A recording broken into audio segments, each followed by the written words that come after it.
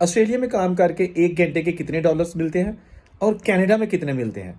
सबसे पहले तो हम बात करेंगे कि एक ऑस्ट्रेलियन डॉलर पाकिस्तानी रुपयों में कितने का है और एक कैनेडियन डॉलर पाकिस्तानी रुपयों में कितने का है। जी हाँ, ऑस्ट्रेलिया का $1 पाकिस्तान के बनते हैं 184 रुपये और इसी तरह कनाडा का $1 204 का है। तो ऑस्ट्रेलिया की बजाय कनाडा का डॉलर थोड़ा सा भारी है, महंगा है। ठीक है जी। ऑस्ट्रेलिया में मिनिमम जो सैलरी है ना एक बंदे की गवर्नमेंट की तरफ से, वो है $23.23 1 घंटे के। तो दूसरी जानब जो कनाडा की गवर्नमेंट है उन्होंने रेट सेट किया हुआ है 17.50 यानी $17.50 1 घंटे के।